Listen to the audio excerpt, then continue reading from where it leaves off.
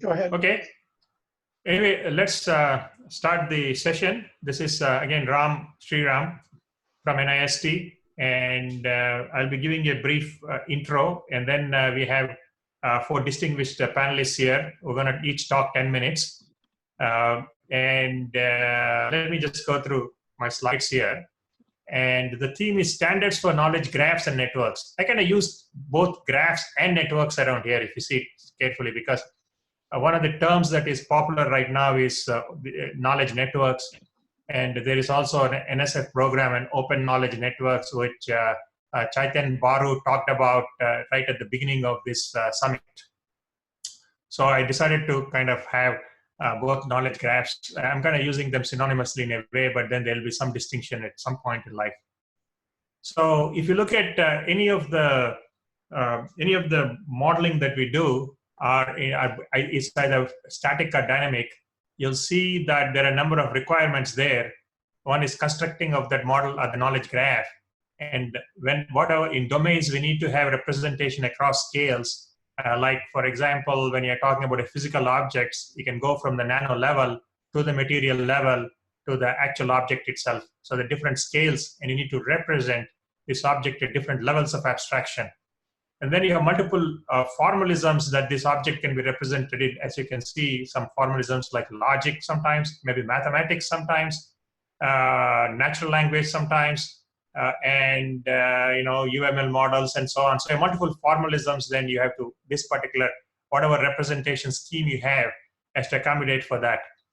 Then you have to have separation of domain-specific concerns, integration and aggregations across different models. I'm going to go pretty quickly here, because I just want to spend only 5 minutes on that and give the rest of the time to speakers. Evolution of these models across time and space, flexibility and modularity, and finally scalable models. Like when you're talking about knowledge networks, this can become huge with billions of nodes. So the thing has to be scalable. So in terms of the summit discussed many approaches to knowledge graphs and networks, and we believe that the field is reasonably mature, as it can be seen by the use in the industry, by Google and other people.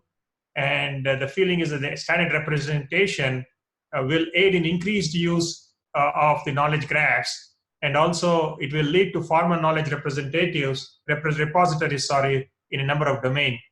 And the thing is that, like, for example, if you see the Oxford English Dictionary, OED, it was really developed in a collaborative manner by people all over the world over a number of years.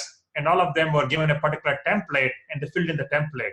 And the idea is that if we have a domain, let's say thermodynamics or the mechanical engineering domain, what happens is all over the globe, people will start developing small knowledge graphs. And then you combine all these knowledge graphs into a huge knowledge network or a knowledge graph, and you have that particular domain knowledge. And like, for example, Wikipedia, but Wikipedia in a more formal sense. And this could be developed in a layered manner. As we have seen over the summit, there were a number of schemes in here where people talked about generic knowledge representation schemes and so on. So this can be developed. You can have at the base level, like you can have concepts like force and so on in the mechanical domain. And the highest level, you can have notions of stress, and then you can have gear mechanics. So I'm talking about various representations, and this could be true in other domains too. So here are questions for our today's panelists. Are we ready for standards? What's the current state of the art? What should the future be? And what are the roles of various organizations, the government, academics, and the industry folks in terms of funding, in terms of doing some research, and some support from the industry? So we have 4 panelists, John Sova, and here I think I have this mistake, Andreas, I'm sorry, my apologies.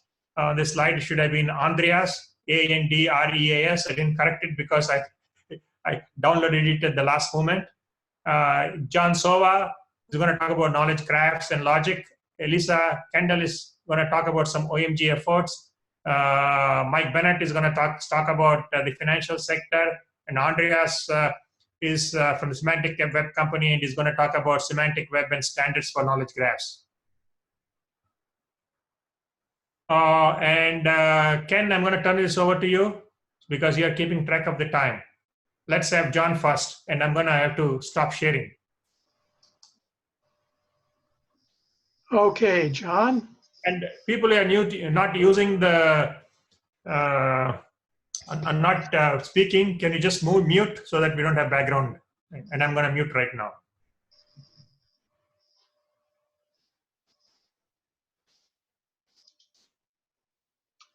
Okay, John?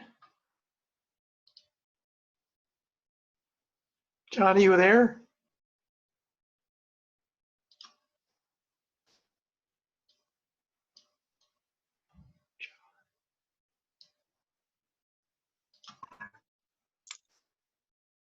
You're unmuted.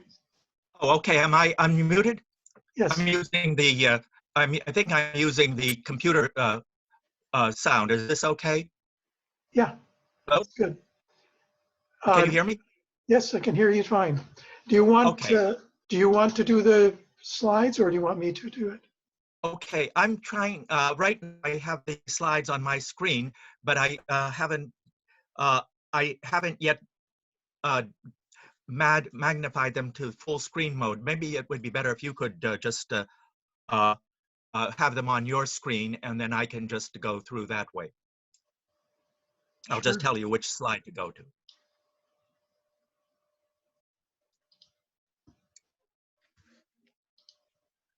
Okay, so Okay.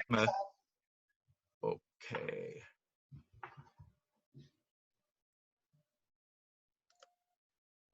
Let's see. Okay.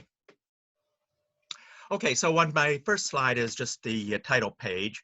And on slide 2, what I ask is, what is a knowledge graph? And basically, Google introduced the term knowledge graph, so we have to accept their definition as basically including the mainstream of it, although many people have gone off in other directions. And one of the points that I make is that for the Jeopardy challenge, IBM Watson also used DBpedia, although they were a couple of years ahead of what Google did with knowledge graphs, but their notation is similar. However, they had a wide range of other technology that they used, and so on slide 2, I just summarized those various versions. There's a huge amount of work there that they did. And let's see. And so the on I'm having some I didn't get a chance to set up everything right now, and I have to get back to what I was doing. And now for some reason I can't get the Zoom page. I don't know what happened. I can't see Zoom. Let's see. Somehow Zoom just disappeared on me. Although Tell me which slide you want. Yeah, well, maybe if I could see. Okay, right now I can see your slide, your version. So I'm looking at that. So that's so let's go to slide 3. Okay. So I'm looking at your screen now, right now. So if you can flip to slide 3. Okay. Now the point is that that hexagon represents the various aspects of knowledge, and everything in that everything that's in that hexagon has to be represented one way or another. So the standards for knowledge graphs, which represent symbolic models in the upper left-hand corner, must support the direct and indirect mappings to and from all the kinds of software for processing natural languages at every corner of the hexagon. Now, Google in their version and also IBM in their version did have very rich methods for mapping to and from ordinary language, and very rich methods for reasoning and analysis. They covered all the 6 corners of the hexagon. And if we want to do the kinds of things that they have been doing with knowledge graphs, we should be able to support the same things, although we also need to support the much simpler things that are represented by the Semantic Web and OWL and things like that, but we need to do the full range. And the question is, how do we do that? So slide 4. Slide 4. Yeah, slide 4. Hello, slide 4. Could you please, okay. What happened to 5? What? Okay, yeah. Okay. Well, that's implementing the hexagon. Okay, slide 5. Slide 5 now. I already said that sort of thing. That that language can represent knowledge about all those aspects. Now, one of the things that I believe is very important for integrating all of the semantic web technology with all of the traditional software is the OMG has done with their standard for DOL, which is the Distributed Ontology Modeling and Specification Language. What they have done is to support common logic as the foundation for relating everything else. They relate all the diagrams of the UML, which has been around since versions of that have been around since the 1960s, and including the ER diagrams from the 1970s, and including the mainstream of UML, which was developed in the 1980s. But now that there's the standard for UML, and goes to 6. Slide 6, please. 6. Okay, and there it shows the Unified Modeling Language, UML, and it talks about the various mappings that have been done in the FUML standard, also by OMG, in which they are mapping the various diagrams to common logic. So we therefore have the semantic web languages and the UML languages all mapped to the same basis. Slide 7, please. 7. Okay, 7. Slide. Okay, and this illustrates the from the DOL standard. It shows the mappings in light green at the top. It shows the various notations developed for the semantic web, and on the middle right-hand side, the UML class diagrams also get mapped into the common logic.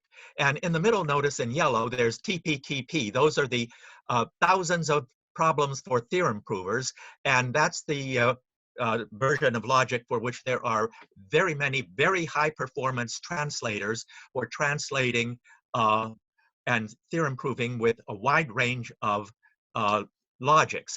And people talk about expressive logics as being, some of these logics being too expressive, but the point is that those high-performance theorem provers do a preceding syntactic check.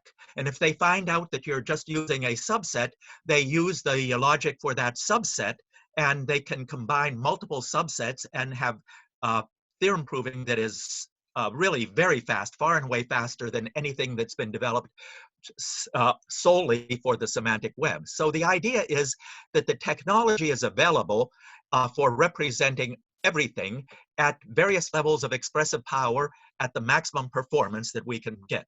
So on the next slide, please. Next slide.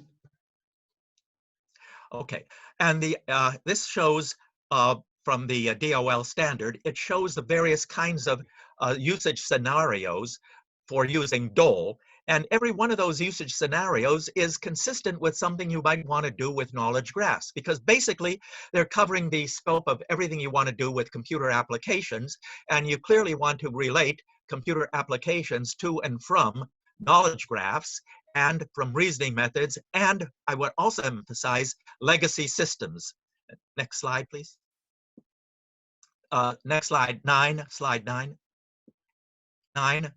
Okay, so the dialect of logic, common logic that I have been using is a dialect that has a simplified notation, which is simpler than the Cliff notation or the conceptual graph notation. And the idea is that it has the best features of Cliff and the best features of the conceptual graph interchange format, and it puts them in a format that is easy to read and write. And the point I make, it's as readable as Turtle for the RDF and OWL subsets. It's as readable as any notation for if-then rules, and you can use it as a serialization for UML diagrams. So next slide, 10, please. 10. And there on slide 10, it summarizes existential graphs. And the full slide that I presented last week at the Knowledge Graph Conference goes into much more detail about the existential graphs and Cliff. And then next slide summarizes the Cliff notation, slide 11, and then slide 12. So if you could click, okay, this is 11. It shows the Cliff notation, the clip notation, and then it also shows on slide, oh, well, let's see, went to slide 12. On slide 12, it shows one of Peirce's examples. And the point is that this example, which he stated, could be used just as well in the RDF. You could map that to RDF. You could map it to clip. And I'll just read the conceptual graph. It shows on the left-hand side, it shows a connection, some connected lines that represent some person which we could call, say, Aristotle. And then Aristotle is a Stagirite who teaches somebody we could name Alexander, for example, who's a Macedonian who conquers the world. And then this guy on the left, Aristotle, is a disciple of and an opponent of a philosopher admired by church fathers. Peirce gave this example, and there is his translation to English, and here's the translation to Clip, and Clip is almost as readable as the English. It says, there exists an XYZ, is a Stagirite is true of X, X teaches Y, is a Macedonian is true of Y, and Y conquers the world, is a disciple of X, X is a disciple of Y, X is an opponent of Z, and Z or Z is a philosopher admired by church fathers. And that shows all those notations. There's the existential graph there, which looks very much like a knowledge graph. And there's a version in English by Peirce, and there is a version in Clip. So 13, please. One more minute. Okay, well, let's go to the end. Okay, let's go to go all the way to the end and back up a couple. Go to the last slide and then back up a couple. Okay, end slide, end, clip. Okay, the meta language. Okay, clip. That's next, and then finally, okay, the end slide is thinking beyond the first second. And let me back up to slide 21. I want, let's say 21, it's slide 21.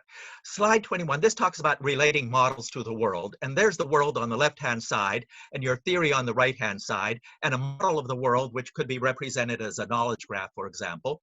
And the model has a denotation, true or false in terms of the theory, but the model is also an approximation of something in the world, which may be good, fair, or poor. We can never have a perfect model of the world. Our symbolic models are always approximations that are true of something of our theory. And engineers make the comment that all models are wrong, but some are useful. And discrete symbolic models can be clear, sharp, and precise, but the world is continuous, disordered, and fuzzy. Now, natural languages are flexible. They can adapt to anything. They can be as vague or precise as a situation requires. And we should also make our knowledge graph tools just as flexible. The detailed levels must be precise. They must be precise enough to map to enough from our computer programs, but the top level ontology must be sufficiently vague. And Peirce made the comment, it's easy to be certain, you just need to be sufficiently vague. So if you're sufficiently vague, you can be certain, but if you want to implement it on a computer, you have to be precise. So we must span the full range from approximate, vague, and fuzzy down to precision. So then the final slide is 22, and I want to make the comment that the neural networks, which people are doing, are really based on doing what in this diagram, the stimulus response. They do the knee-jerk reactions, the gut feel reaction of a stimulus response, and that is represented by a worm. Perception and action, that's the version that would give you, if you combine, say, neural network plus OWL to do the classification, that would give you a fish level of intelligence. Now, to do a cat level of an intelligence, then you need something like analogy. But if you want to do the level of a human being, and there's a picture of Charles Sanders Peirce standing there. He's the inventor of a wide range of logics, including the existential graphs. And he made the point that in between from perception to action, if you really want to do the detailed thinking, there you need to have a cycle of induction, abduction, deduction, and you need a lot more tools to represent all those variations. And the examples in the first slide that represented what Google has been doing and IBM Watson were doing, they used a huge number of tools. And if we really want to reach human level intelligence, we're going to have that enormous range of tools.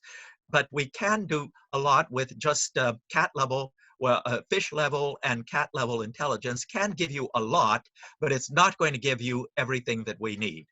Okay, that's a summary. That's basically my point. Okay. Thank you, John. Now our next speaker, Lisa. Good morning. Do I have the ability? You should be able to share if you want. Okay, share screen. There we go. Yeah, you can share. We actually have not introduced the speakers, but I think maybe we can put the bios on the web, or people can, because in the interest of time, I thought the best thing is to kind of, keep the bios on the web. Yeah, okay. Well, and most of the people on the call, or at least a large number of them, I think know who most of us are. So I'm just going to jump into it. So I just want to give you all an update of where we are with some of the standards that support knowledge graph infrastructure. And thank you very much, John, for mentioning both DOL and FUML. And so I don't actually have an updated date for the next FUML update on my slides, but I've sort of summarized a lot of the ones you may or may not have heard of. The work that we've been doing in the ontology PSIG, which Evan Wallace, who some of you know, chairs at this point with Nick Stavros and Davide Sotata from Mayo Clinic, is pretty substantial. And among those specifications, several of them work together. So John mentioned DOL, which allows you to do transformations between various languages to and from UML, OWL, and there were a number of others back and forth to common logic, which grounds all of those. The ontology definition meta model you may or may not be familiar with. It includes a number of profiles, meta models and profiles for languages so that you can use UML in order to draw diagrams that are corresponding to the ontology you're building, but also to do transformations. And that we're planning an update towards the end of this year, which will include not only support for all of OWL2, which is only partially there in the current version, but also a new meta model for a more general view of description logic that's coming out later this year. Another one I want to talk about briefly is MOF to RDF. I saw Pete Rivet and a couple of other OMGers on the call. Pete is one of the folks that's largely responsible for the MOF to RDF standard, which was published as a formal OMG specification last month. That standard allows you to take any model that's based in MOF, including UML models, and map them not only to RDF, but to OWL. So now you've got both pieces. With ODM and MOF to RDF, you can go both ways. You can take a UML model and generate OWL from it. It may not be perfect OWL, but you at least have a starting point. Any UML model, including a systems engineering model expressed in SysML, including a BPMN model for process, including any vanilla UML model, you can map then to OWL using MOF to RDF. So that's a very significant addition to our set of standards. And then using the ODM, you can actually import any OWL model and work in UML in order to extend it, further express it, use it with other UML models, and so forth. The languages, countries, and codes work that Pete and I have largely been responsible for is an actual standard we did with the blessing of the ISO working group to publish all of parts 1 and 2 of the ISO 639 language standard and ISO 3166 for countries and country codes. And also one additional standard from the UN called M49, which includes some continents and various larger regions that you can then group the countries into. In OWL, it's available online. It's also, I think, linked into data.world, or if it hasn't been, it will be shortly, so that you could use that as the basis for representing country codes and language codes in any ontology that you need. We did that because there were a number of folks who had published without the standards and imprimatur ontologies for that stuff, and so we really wanted it for everybody to have available as a standard. We have 2 others in work that I think are also very, very important for folks on this call. Those include APIs for knowledge platforms. That work is largely being done by the Mayo Clinic, but with support from Fraunhofer Focus and Microfocus, and we Thematics are also a submitter on that.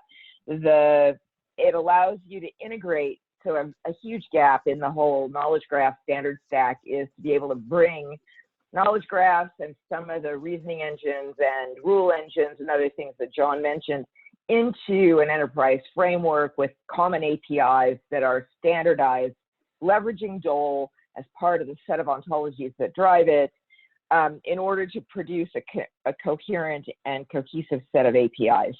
Mayo Clinic has that running operationally in their environment. Fraunhofer Focus has implemented it in their knowledge curation framework, and Microfocus is working on an implementation of it in IDL as well.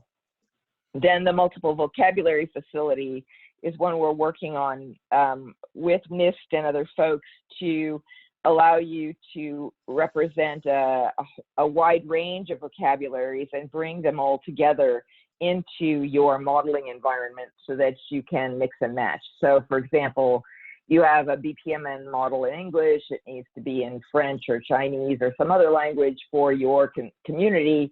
MOF to RDF, multiple vocabulary facility allows you to do that translation and to manage both vocabularies, but not just for natural languages, also for nomenclature differences across working groups or communities. Beyond that, there are a number of additional standard ontologies that are either already published or are in work. FIBO, I think a lot of you are familiar with. FIGI 1.1 is planned for September. That is the financial instrument global identifier work that was largely spearheaded by Bloomberg. There is some work going on in the C4I, the sort of military and aerospace world with respect to messaging exchange. There's an update planned for that ontology for later this year.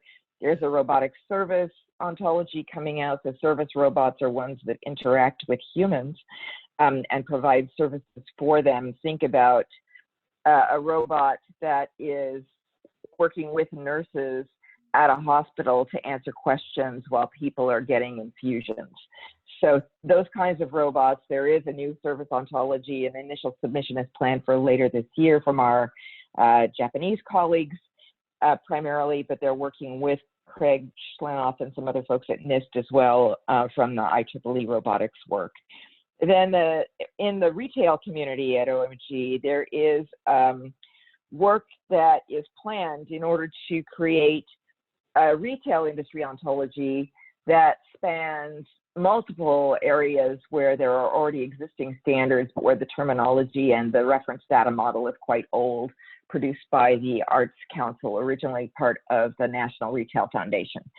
So the first piece of that ontology is planned as an initial submission for the June meeting coming up in a few weeks. And hopefully will come out as a formal adopted submission later this year.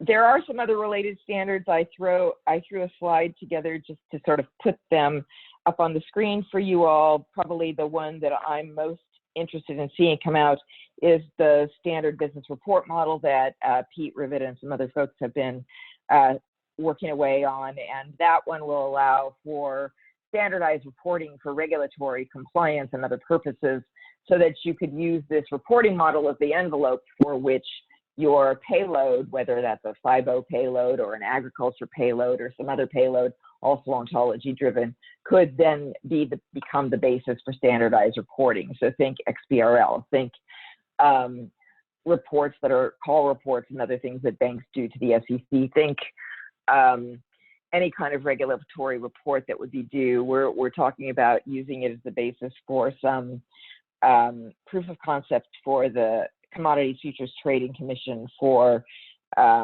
trade reports and other things like that. So that one is really important to provide the envelope for us to be able to drive ontology based standards into reports that people would then use as the basis of regulatory reporting and compliance, and for much more transparency in that reporting to support not only some of the existing legislation, but also things like the Emerging Financial Transparency Act, which is currently in committee in Congress. So these things are all really, really important in order to drive further adoption, to widen our community outreach, to enable you to pull graphs together using standardized APIs, using standardized reporting envelopes, using things that make all of the work that we've been doing for years much more operational. And that's been our drive at OMG for the last several years, and I believe for the foreseeable future. So our roadmap includes some work we've done on specification metadata. So metadata that describes our specifications. It's already used at OMG to generate our spec catalog and needs some additional updates in order to make it more robust and streamline it a bit. That work is coming. We've been creating for FIBO some guidelines for ontology publication, but a lot of folks need them to be more general and need to be able to leverage them. And we need, as an architecture board and as a community, ways of measuring quality for the ontologies that people submit to the OMG as part of the standard. And so that work is in progress. We're discussing extensions to ODM to support RDF star, Sparkle star. As those pieces of work emerge, we're also working with the other task forces to review any ontologies that they want to publish. And there is a new artificial intelligence task force at OMG. Bobbin, who I also saw in the chat, is one of its driving forces. And so some of our new platform standards will likely come out of the AI task force as opposed to analysis and design. Stay tuned for how that plays out, but we're working together to build a much more cohesive fabric to support knowledge graphs at the OMG. And with that, I'll turn it back to Ken. Thank you, Elisa. So Mike, it's your turn. Mike Bennett.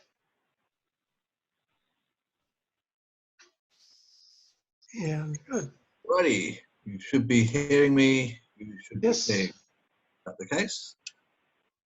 I've got 10 minutes from 12:36. Okay, so I've got a lot to get through here. There's lots of details we will gloss over to try and give you a general overview of things. So I'm Mike Bennett, of course, with Hypercube. What I'm going to cover today is some of the motivations behind some initial standards work in the finance industry, specifically FIBO. I've done some new stuff on how we deal with use cases, and then a little tour of different styles of ontology. We won't have time to explain each of those, but merely to show that they are there. And there's also some work going on in another standard called ISO 20022, some relevant semantics work that I'll touch on, and then look at how different standards fit in terms of how you use different kinds of standard, different styles of ontology for different business use cases. And then I'll just kind of wrap up. So let's start with 2008. The story is that we had a whole lot of financial institutions, all with positions relating to other financial institutions. By positions, this would be, A lends something to B, and B lends something to C, and C lends something else back to A on different currencies, different lengths of time, and all that sort of thing. So they're all exposed to each other in this complex network. And what happened, of course, in 2008 is that some of them start to look a little bit wobbly. So then you have to worry, well, what's my exposure? This one goes bang or pop and disappears. Where does the money end up? Where does that leave the survivors? And what we find is that all the data was there. The financial industry has huge amounts of data. You know, people complain that FIBO is complex, but it's actually very simple compared to the data people deal with every day. But it took them weeks, in some cases months, to turn that data into knowledge. So having the data that says, you know, I've got this position with B and B with C is one thing in the data, but without some meaning, you don't really turn into knowledge. And the same thing's happening now with the financial impact of the coronavirus issue. Well, I'm hearing now from people in the industry that we're in exactly the same position where people may have all the data, but they don't have the knowledge. So data isn't the problem. How do you get from data to knowledge? Well, that's really where meaning comes in. So quick look at FIBO. I didn't realize this was animated, sorry. This is a little slide from way back that shows some of the different kinds of standards that exist in finance. We've got identifiers like the LEI, Bloomberg, FIGI, of course, and various others. But all of those standards for different things like data and so on, you really need something like an ontology to hold it together. This is what we're trying to do with FIBO. So FIBO was developed in two phases.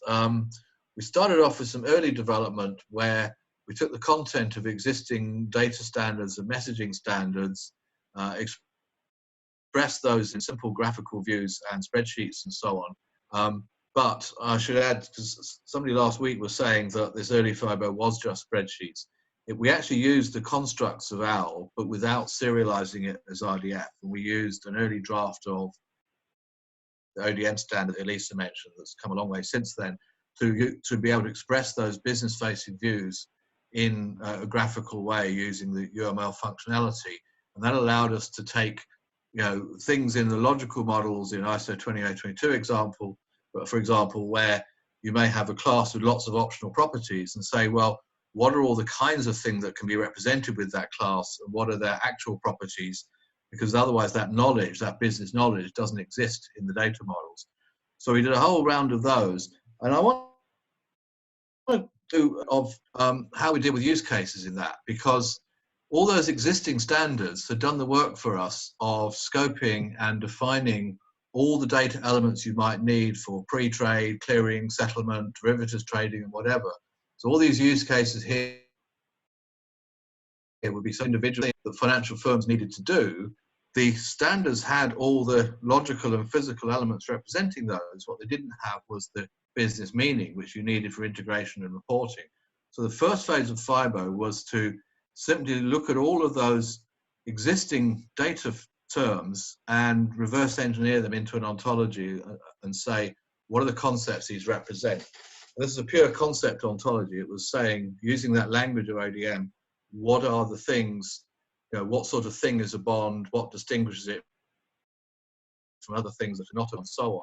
Then the second phase, we brought this to the object management group, as Elisa mentioned, working with those various teams in the OMG to turn that into serialized OWL that could be used alongside individuals in an RDF knowledge graph to support inference processing and semantic querying and all those other things. So at that point, we're taking all the stuff that we already knew the use cases for, we got the concepts there, and then turn that into OWL.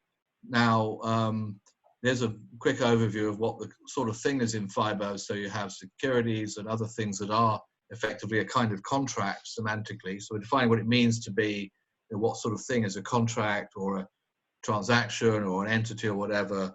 We've got a few foundation abstractions to hold those together. We've got common terms like business indices and various commerce terms. And then we've got pricing, analytics, process-related terms like securities issuance and so on. Those are now being wrapped in together, in fact, into these main domains in the middle.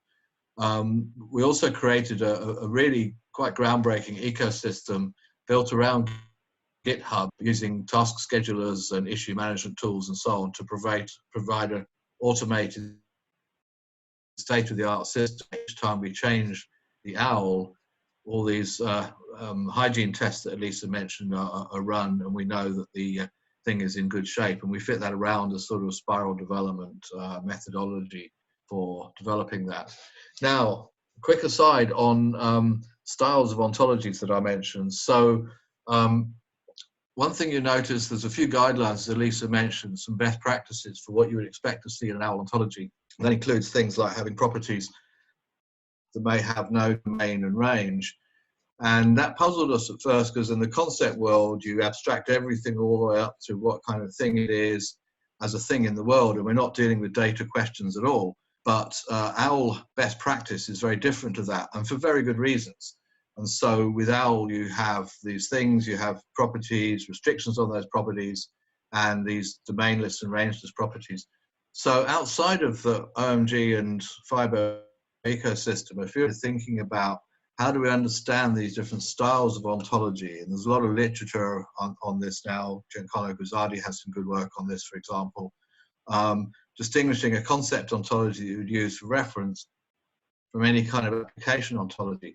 And there's actually a couple of things that distinguish those. So the concept ontology, it's not an abstraction from some design. It's a business level artifact that's a concrete model of the problem. So it includes real legal and other contractual things that are nothing to do with data, but everything to do with what it means to be a particular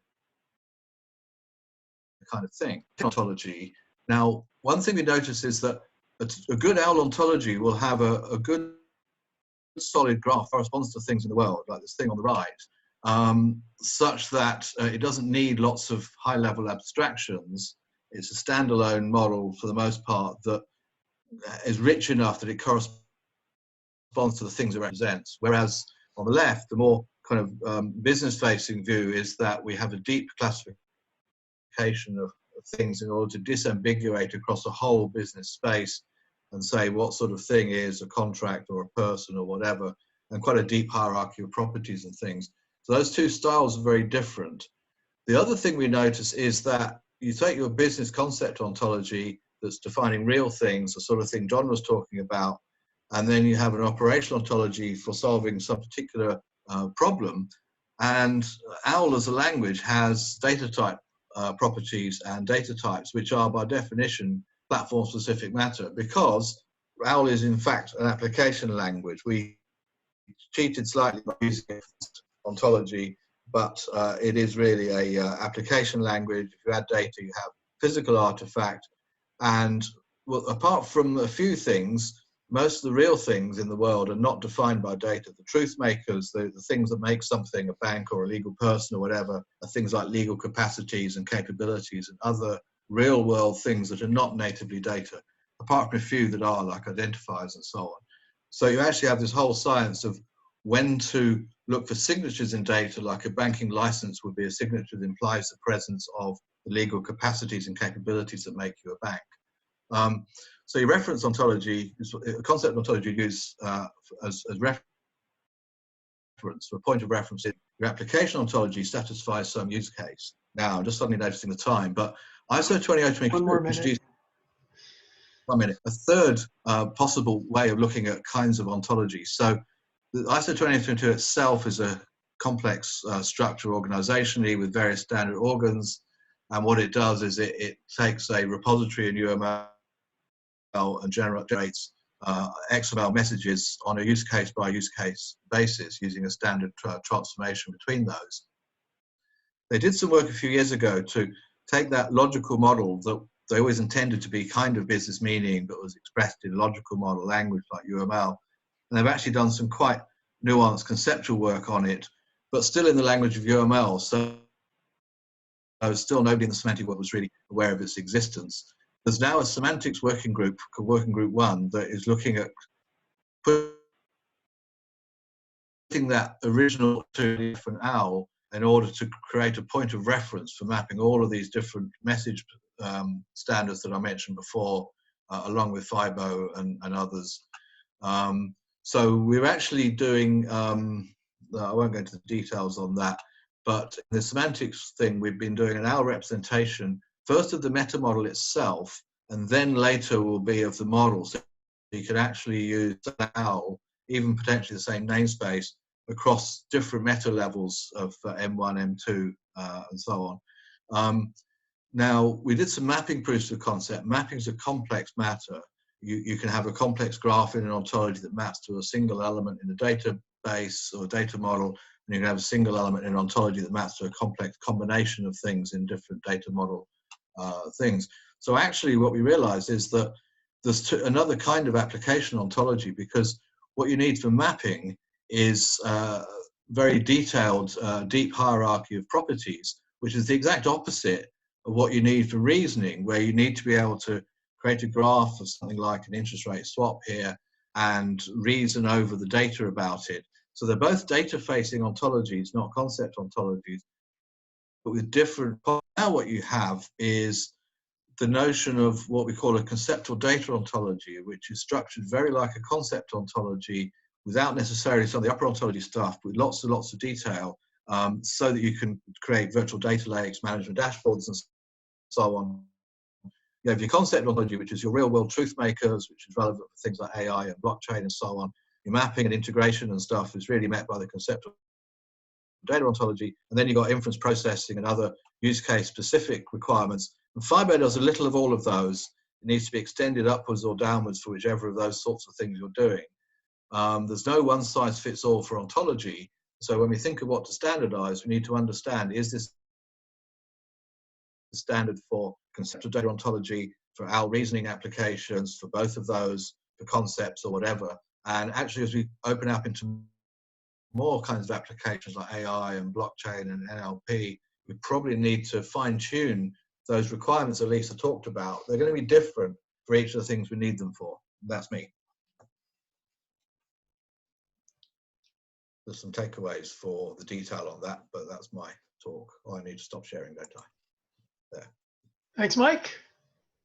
Now, Andreas. Yep, I'm going to share my screen. Okay, so Andreas, could you also tell us a little bit about yourself? Sure. Can you see my screen? Yes, see it Okay. great. Yeah, so I'm CEO of Semantic Web company. We've been working in that field, semantic web standards-based applications, for 15 years. Since 2009, we work mainly on projects based on product, which is the Pool Party Semantic Suite, and we've implemented quite a lot of W3C standards, and many of our customers appreciate the fact that they can rely on a standards-based platform. One argument typically is always vendor lock-in scenarios. You can avoid that. But of course, what still is a bit unresolved to a certain degree is how about the methodologies? How about the actual work on the knowledge graph? Can that be standardized? And what we've seen here is a real big gap.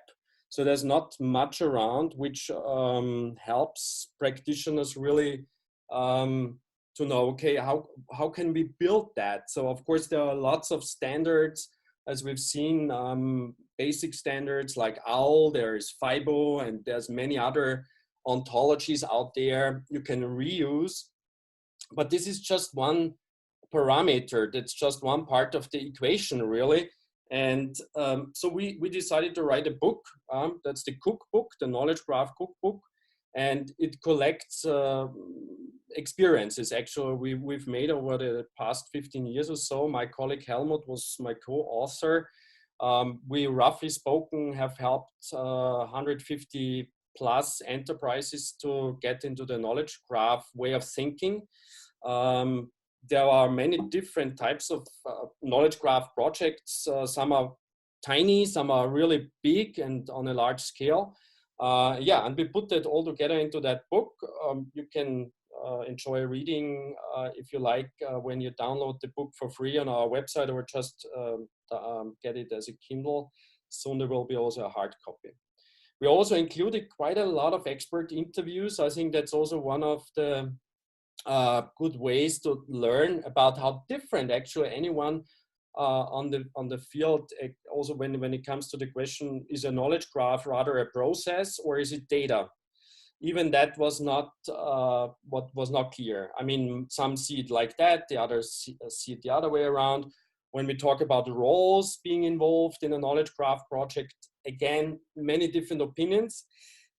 So I think that's probably one of the aspects currently industry would need really urgently to get a little bit a better picture of how to build a knowledge graph, where to start, which roles should be involved, which skills and all that. So we started to write the book mainly about, we started with use cases, and we started with what you can do with it. But of course, first we had also to introduce a couple of core principles. And again, here you will find out quickly, okay, there's many ways to explain knowledge graphs, yeah. Some start with the data. There's these FAIR principles, which are heavily used in the pharmaceutical industry. Now we see more adoption from other industries. That's one way to start with. Then some others see it rather as a building block for an AI architecture. So what a knowledge graph can really do better than other purely machine learning based approaches is you can introduce something which some call explainable AI. Also, that's not quite clear. So to which degree knowledge graphs then can really help to build out explainable AI. But for sure, it's clear for many that we need explainable AI. That's for many, many reasons, also in financial industry, in healthcare, and so on. And another core principle would be HITL, the human in the loop design principle. And again, there's many different flavors. So many ways to approach the topic, many definitions, and so on. So that's what we try to collect and put together. So if you, for instance, now look at this explainable AI idea, it's quite clear it's the next step in an evolution.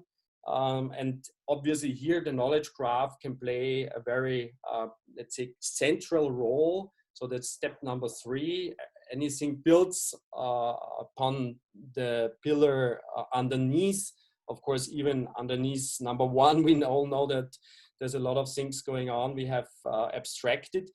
And you can see here also, okay, it's not replacing anything. The knowledge graph is something on top where different stakeholders can start to interact with, and it's no longer just a matter of having a bunch of data scientists or machine learning experts in your enterprise in order to get going with an AI strategy.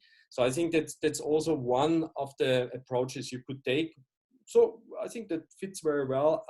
Atanas Kiryakov, CEO of Ontotext, one of the leaders out there when it comes to graph databases, says, okay, we cannot get accurate results from the machine if we cannot agree amongst ourselves what the correct output is.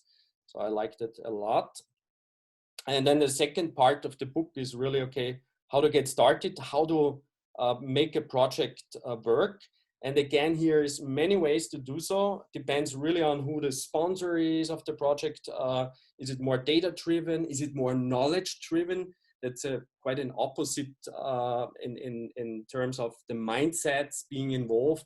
But in most cases, when we have run a project for our clients, we made through those different phases of this change management process, really.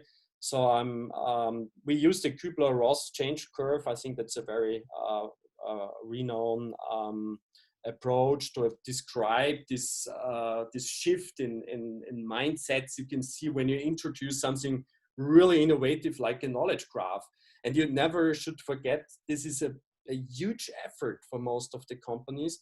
They have built their data management strategies around highly established methodologies, and now we come up with something quite new in the sense that it's a much more agile approach to deal with data, with metadata.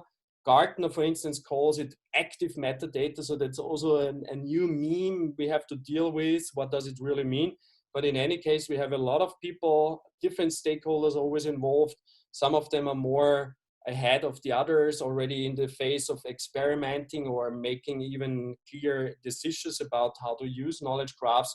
Others are still kind of frustrated with it. They don't see really the value. It's a new way to deal with data and all that. So that's what SDL Joe Peirman says. We have to make these mental connections and drop our old application exclusive thinking. And this is really a paradigm shift, to my opinion, that with knowledge graphs in place, no longer we have silos. We have one application, one data structure, and only this fits together. We have a complete new way to build out an infrastructure. And what we typically see is, okay, there's those different types of organizations. We start with working, some are on the first level, the 1-star level, so to speak, so they already understand what taxonomies are. Then we go further up, and in any case, we always see after a couple of iterations, enterprises and involved stakeholders really start asking, hey, can we use all that on a large scale? So what is the knowledge graph in a year, in 2 years, in 3 years? And I think we have to get prepared for that. And again, methodologies to get there, that's not in place really. So we have had the opportunity to develop that into our kind of standard, how we make that or productize the whole thing. And one of the keystones here really was this introductionary phase. It's always a bit a bottleneck if you cannot really clearly demonstrate that the knowledge graph can be something very strategic and not only good for one application, then you lose interest from several stakeholders. In opposite, if you cannot demonstrate quite quickly that there is a value when you use knowledge graphs, also you lose business people typically. So you need to balance between those different stakeholders being involved. And it starts really with educating everyone being involved with the basics. So what is a taxonomy? What is an ontology? How does that fit together? That's a typical question. Also, what is an enterprise knowledge graph? We've now had a couple of definitions. I believe, and that's what we've seen in many, many cases, it's something which is which looks pretty much like that. We always have a domain model, a conceptual, and a linguistic model. We should not mix up taxonomies and ontologies too much. That's very important, I guess. We need a linguistic piece in our enterprise knowledge graph as well as we have the ontology. We have a data graph, and many of the users have just started to understand that you need a user graph, because at the end you want to have users being connected to all the data you have. And you need to recommend the services which really work. And so this is our approach, how we typically explain that to the people. And the methodology to get there is also something we should heavily discuss still. We came up in our knowledge graph cookbook with a suggestion. We call it the knowledge graph life cycle. It talks about all these little recipes we constantly see, like starting out with card sorting to get to the point where you describe your information model, down to reasoning, validation, graph reconciliation, methodologies and all that. But you have to put that into a system where all the different stakeholders who are typically working on a knowledge graph are clearly distinguished from each other. It's not that there's just one person. We constantly see this clash of interest between data engineers, knowledge engineers, and the business users. And there's a new also role currently coming up, which is called the knowledge scientist, by the way. Another nice quote, Jans Assmann from France. Yeah, we need to wrap this up really soon. Yeah, I wrap it up in 1 minute. So a great chef is, first of all, a great technician, also comes to the point knowledge graphs as a service is something which is also missing in the whole concept. Read the tea leaves. So we get to the point where I've just mentioned the knowledge scientist. We need new roles. We need the roles, existing roles also being redefined. If it comes to the point, we need people who really understand how knowledge graphs can made really available on a large scale. So that's what we can offer. The book I would appreciate your feedback. We're already working on the second edition, and we would like to include as much as possible from other experts who have been working in that field for many years. Thanks. Thank you very much. Okay. And if I may say something, because the kind of four questions, four things that I posed in terms of state of the art, like what are knowledge graphs, why need for standards has already been articulated, and current state of the art, the panelists have expressed clearly. A couple of things that have not been really touched upon is that where should we be going from here? What's the next step? That's one thing that has not been really talked about. People have any comments on that? The panelists first, maybe, and also there's a chat board around here for many of the participants. You can make your comments on the chat. So if we probably don't have too much time right now. I think the session ends around 1:30. So if anyone wants to put comments on the chat, please go ahead and do it. Not the Zoom chat, but there's another chat what Ken has sent you a link to that particular chat board. Please open that up and put your comments there. Okay, now back to the panelists. Any quick comments on that, where we should be heading and what we should be doing on this thing? Yes. So this is Mike Bennett. There is, I believe, a real need for concept level standards that don't play well as OWL applications, but which should ideally be modeled in DL or even CL if possible, that articulate the things rather than the strings, such that we can then derive good data concept ontologies from those for knowledge graphs. So I think that is a gap that I'm seeing. That is domain dependent, I guess. Yeah, I mean, so something like the Industrial Ontology Foundry, for example, is doing that for industry. There's not like an obvious place for those kinds of standards, but I'm seeing more and more people in finance that are still looking for that kind of conceptual glue for the common concepts. Yeah, I mean, that's a good point. We didn't have time for the IOF people, but maybe I think they probably talked about it during the Ontology Summit, I guess. So any other issues, John or Elisa, you have any comments, or Andreas, on this thing, and what's the future? Well, one of the points that I make at the end is that natural languages are flexible, and they can be as precise as you want them to be, as precise as you need them to be, but they can also be as vague as you need them to be. And one of the quotations that I think is the most important is by Charles Sanders Peirce, who was a mathematician and a logician and a scientist. He knew how to be precise, but he made the point that it's easy to be certain. One only has to be sufficiently vague. And he made the point that vagueness is essential because vagueness allows you to be certain.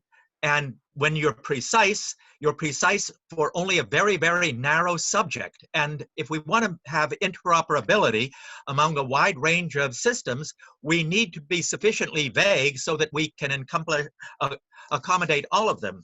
And I was thinking about the multi-vocabulary facility, MVF, and one of the things that's essential about multiple vocabularies is that they are guaranteed to be sufficiently vague. If you keep them vague, that you can have interoperability, but as soon as you make them precise, you get silos that are very narrow and fragile. And the problem is when you have it too precise, it's guaranteed to be broken. It's guaranteed to be false. And the more precise you make it, the more likely it is to be false. So we have to be flexible. And the point that I've been making about these standards for ontologies is that WordNet is far and away superior to any of the top levels I have ever seen. And the reason is that WordNet is sufficiently vague that it you can be certain. But as soon as you get down to making it precise, you are fragile, narrow, and guaranteed to require revision. And one of the quotations that I really like is by Dwight David Eisenhower, and he said, "Plans are worthless, but planning is essential." Namely, the process of planning is essential because it allows you to keep changing and changing and, at every step of the way. But a plan is a fixed, rigid plan that's guaranteed to be false. Yeah, thank you. And Alyssa and Andrews, last, you have each maybe half a minute to summarize this in case you want to say something. Otherwise, can you take over then? Sure, let's wait a moment. Lisa, do you have anything you want to add? Yeah. I thank you. So I appreciate the minute. I think in some ways John is right. We've been doing a dance with FIBO where at times we were too narrow in our definitions, and we've loosened things up in a number of places to encompass issues we ran into. And in other places we had to be precise, which I think, and less vague, which I think bodes well for applications that are using it. But one of the things we've noticed is that depending on your use case, how precise and how vague you need to be in your ontology changes, and what's important about your ontology changes. So if you're using something for natural language processing, if you don't have very good definitions, if you don't have a lot of explanatory material, if you don't have links to provide provenance and all that, then your natural language processing engine is only going to be so good. And use of WordNet is fine, but is not precise enough for a lot of applications that the businesses that I work with are dealing with, like supply chain for pharma and other things like that, where all of the things that WordNet and some of the other DBpedia and some of the other resources people use are great generally, but they don't include your supplier names. They don't include your chemicals. They don't include the raw material names that you're working with. They don't include a lot of the things that play in to that supply chain issue you're trying to solve, and therefore you need an ontology that provides that background knowledge in addition to what's in your WordNet or DBpedia. For machine learning, then we've taken a number of ontologies, including FIBO for banking, and vectorized them in order to make them very useful with the learning engines. And then if we see patterns that emerge from the machine learning, we can feed those patterns back into the ontology to allow us to continue learning in that way. And to do that, you also have to have some flexibility, as John mentioned. But I'm not sure we're at a point where we're ready to standardize some of that stuff, which is coming back to Ram's question. And I'm not even sure there are patterns yet that we know enough about that we could standardize. Having said that, I think the infrastructure work we're doing now at OMG, things like the multiple vocabulary facility, things like the MOS to RDS and the API for KP, those are places that are mature enough to standardize, where we can make things more industrially hardened for use in enterprise applications, which has been a longstanding gap for this community, so that people can actually leverage their ontologies and controlled vocabularies and other taxonomies and other things together in an enterprise solution, which is where we really need to head if we want people to adopt the ontologies that we're building out. Okay, I just want to make one point. Yes, I completely agree that we must be absolutely precise in the details, but the point is that we can never be absolutely precise. And instead of saying vague, I'll use the word underspecified, that your top level must be underspecified. And because that's the only way to to cover everything. So you must have technology for deriving those underspecified things, making sure that you're as precise as required where required, but as vague as precise or underspecified as required where you must have generality. Yeah, I think, John, that's a good word, underspecified rather than vague, because vague creates some confusion. Yeah, I'll use the word underspecified, but I'm using the, I use Peirce's term vague. Now, Peirce certainly knew logic, but he was making that point that actually vagueness can be very important because it does cover everything and it gives you the option of flexibility of becoming precise when you need to. Yeah. Okay. The other question that I think that we need to also address is that in terms of what are the next steps, there are organizations like OMG and then like W3C who have been in this area for quite some time. But also I think that there needs to be some push in terms of some larger group. So someone should foot the bill. The question is, who is going to do it?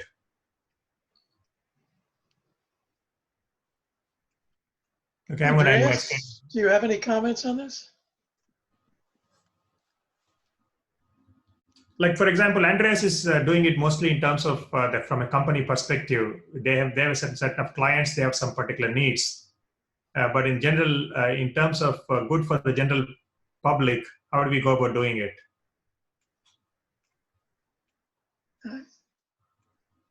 Andreas, you are unmuted. I'm unmuted, but I was so busy in the chat that I was not following the audio. So sorry for that. There was a bit of discussion going on between what is a taxonomy, what is an ontology. That's the evergreen in our community. And still, I think I should clarify that to a certain degree. If you take into consideration that most enterprises out there do not only build knowledge graphs because they want to do data integration and based on structured data mainly, but also want to include unstructured data, text, documents, all that. That's the main goal, really, to bring those two things together, unstructured and structured. And it does not make sense a lot to spend a lot of time into ontologies when you have unstructured data at the end of the day. You want to ingest and map to your knowledge graph. So we have to be clear, to which degree do we really spend resources on the ontological part of the knowledge graph and to which degree on the taxonomical part. Most of the triples or parts of the knowledge graphs in enterprises are, of course, automatically generated. So I would say typically 98% of all the triples you see in a large-scale enterprise knowledge graphs are either something you have reused from somewhere, maybe WordNet was mentioned, DPpedia, Wikidata, you name it. In pharmaceutical industry, you have Cabby, you have Cable, whatever. There's many stuff out there. But in many cases, of course, you need to enrich that with data already in place. And you can do that either with graph-based NLP, where typically you use taxonomies based on SCOS, or you do that with RDFization of structured data, where you typically use OWL-based ontologies. Of course, the things have to be put together. That's typically where you have the domain knowledge model, but it has really two different stakeholders being involved to create such a thing. The taxonomists are more, let's say, linguistically inspired. So they know about text, document repositories, records management, and all that. On the other side, when we talk about ontologies, we see typically data engineers involved. They want to do a virtualization of the databases to have more agile ways to do data integration or data quality checks and all that. That's the second part of the equation. And how can we bring those two together? And here we see definitely many possibilities. But firsthand, we really should be clear, there is taxonomists involved and ontologists, and that's really two different things, two different mindsets, two different governance models, and two different targets or goals actually you want to achieve. Can I come back on that, Andreas? Because I tend to say the same thing using completely different words, because an ontology, the distinction I made was between an ontology of the real world content, which is what you're thinking of as taxonomies, but it need not be as simple as a taxonomy. The real business world is very complex, and so you have a lot of differentiate or properties that distinguish one thing from another, there's no reason for that to be kept simple, because the business itself is not simple. But it's a different kind of ontology from the sort that you would sort of wheel up and plug into the data and say, right, now I have a data ontology for doing knowledge graphs or reasoning or reporting or semantic querying or whatever. So I tend to call both those things ontologies. They're different kinds of ontology, but you're absolutely right that their governance of them needs to be by completely different communities. So I tend to recruit people who call themselves taxonomists, but what they're building is really an ontology. Mike, this is Ram here. Now we have a couple of questions from the audience here. So again, Ravi, you have your hand up quickly. Yes, can you hear me? Can you hear Yeah, me? everyone can hear you. Go ahead. So I'm asking first a very general question. As we see, the standards are driven by two factors. Often they are driven by some big giant interest group or a community or domain people pushing for the need for standards. So standards develop predominantly to serve that domain. Sometimes the standards develop because there is a need to interoperate among different standards and thereby connect different communities and domains. In which direction will knowledge graph related standards go in future? That is my one question. And second is, what is to be done for different standards bodies like OMG is trying to interoperate with other standards? Yeah, go ahead. Especially the OMG and W3C. Is that your question? How they're going to interoperate? Yes, they can address. Okay, so we have, who wants to take that? I can take that one. Okay. Yeah. So the OMG already works closely with the ISO community and with the IEEE and with OASIS and with other standards bodies, depending on the work that we're doing. We are not interested in duplicating any work that any other standards body has done. And we also have a process whereby a lot of OMG standards become ISO standards as a consequence of the past process. So the people that are working on our standards are typically the conduit for that kind of interoperability, because it's the same folks at all these different standards bodies that are contributing in one place or another, depending on the nature of the standard. So we have people on the ISO terminology vocabulary working group, that like Donald Chapin, who's been working for years on SBDR with Ron Ross and some other folks. He participates in our liaison work both ways. With respect to finance, we have Richard Beach, who is at Bloomberg, driving the liaison work that we do with a number of the ISO finance working groups, and he is the ISO representative for Canada to TC68, which is one of the main ISO finance standards working groups. So that's very, very useful to have a foot in each camp. One of the places where we see OMG filling gaps has to do with APIs and mapping standards. And so that's why you're seeing the focus in the ontology SIG on things like API for KP, because we really want to bridge some of those gaps and bring things together, as opposed to create new silos where you can't do that. So, Hopefully, Alyssa, yes. which of these efforts are more centric to ultimately realizing a KG standard, knowledge graph standard? So I'm not convinced there will be one single emerging standard for knowledge graphs. Knowledge graphs are used for a lot of different reasons in different organizations, whether they are the basis for natural language processing, whether the basis for data mining, whether they're the basis for machine learning to drive analytics, whether they're the base. I mean, there are a lot of different places that I think the technology is useful. The question is, is there any one single standard ontology, for example, that's going to bridge that gap? And I would argue no. In fact, we avoided leveraging any upper ontology for FIBO, although I have tested it with both BFO and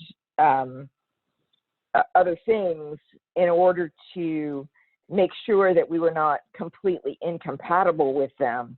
But your engineering standards, for example, aren't necessarily the same as certain business standards. There are things they're doing with SysML to put semantics under the hood there in the SysML version 2 that will be coming out hopefully next year.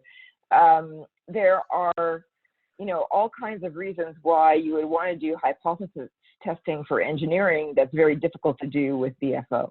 So there are reasons why people have taken certain paths, even with highly conceptual upper ontologies, that may or may not be applicable to solving some problem. And so I think that the challenge for us is to create standards that can work together under certain circumstances, but not force anything on anyone if the model doesn't fit their domain. So I think the jury is still out, but I don't believe there will be any one standard. I think there will be groups of standards that apply to solving certain kinds of problems where we can see patterns emerge that people would standardize. I don't think there's a one size fits all, at least not in the work that I've done to date. Thank you. Thank you. And quick, Steve Ray, are you online there? Because he had some experience with, a lot of experience with doing this thing. So I was just wondering. But anyway. Yeah, I'm here. Yeah. Sorry, I was. Want to make a comment? No, I'm just listening for a while here on this. Okay. Yes, Ken, go ahead. John here, can I make a comment? Go ahead. Okay.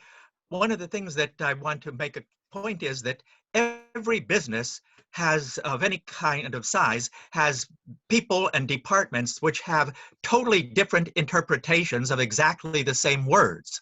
And if you just take a look at upper management and look at the financial group, the research people, the people in engineering, the people who are working in manufacturing, and the people working in sales, they're all using the same words to describe their products.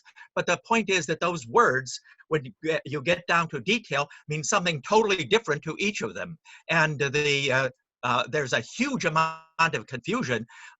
Even if you get definitions that are stated in ordinary language that's relatively precise, you'll find out that there are all kinds of discrepancies when you get down into the details, because each one of them, when they specialize it, it's hopelessly different. And just to take healthcare, just imagine talking to a pharmacist, a physician, a general practitioner, a specialist in say orthopedics versus a specialist in internal medicine, and talking to and then talking to the patients. They all have totally different interpretations of the same words, and yet somehow they all have to work together in order to get any kind of health care. It's just an enormous amount of complexity, and to try to say that, oh, we're just going to write these precise ontologies and that will solve everything, and in fact it solves nothing. You really need much deeper analysis and much better tools than we currently have.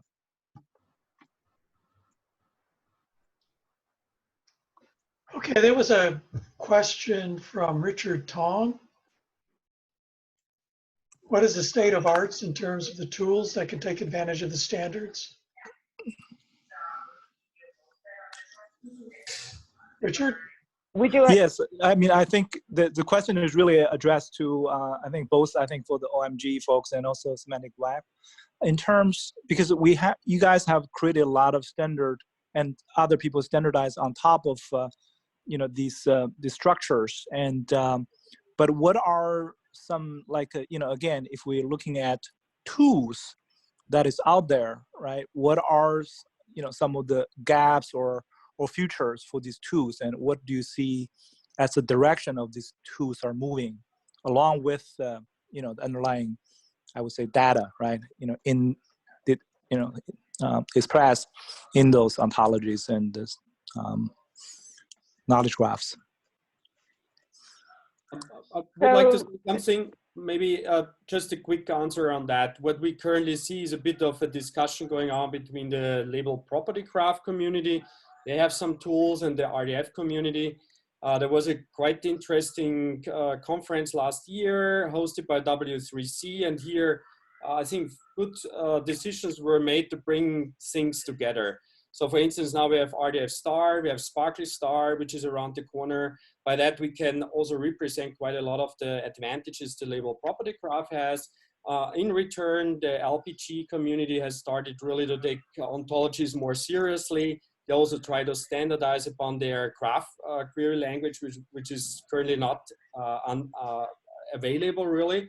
But what we also see here in a different dimension is most of us think, okay, you need a graph database and then you can build out your knowledge graph, but this is not the truth. What you really need is a stack of tools. You need a semantic middleware, you need knowledge graph as a service. It's not just a database you need really tools where the various stakeholders can interact together with. Again, you need taxonomies, you need linguists on the one hand side, you need data engineers and ontologists on the other side. And then of course you have to somehow fulfill the business requirements. And this translation always is, very tricky. This knowledge acquisition bottleneck is obviously one of the biggest things in reality you have to overcome. And here you need tools. And these tools are typically really equipped with a nice user interface. It's not just the data engineers writing any fancy Sparkle queries which help us to resolve the problem. We really need to bring several stakeholders together. That's my, as you've already found out, my story. Thanks so much. That's really helpful. So this is Mike. On the concept modeling side, there's a tool I use called Cameo Concept Modeler that extends UML, but in a way that models natively in description logic or DL, and you can then serialize AL from it, but it gives you a way of presenting static diagrams that you can actually manage and curate rather than all the bouncy ball diagrams you tend to see. So that's a useful tool for that business knowledge acquisition side of the equation. Great. Well, we've reached the bottom of the hour. Does anyone have any closing thoughts before we adjourn? Thanks. Thank you all the panelists for the time you've taken.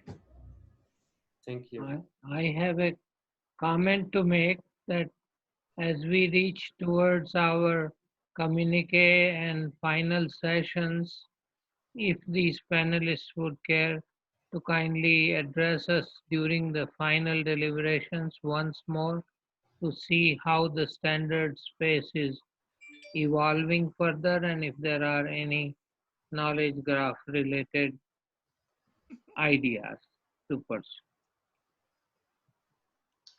Okay. With that, I would just like to thank everyone.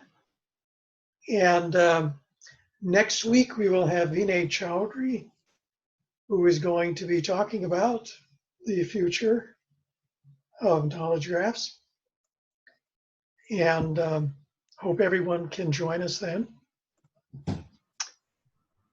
Rob? Yeah, that's it. Thanks Okay, a lot let's- again.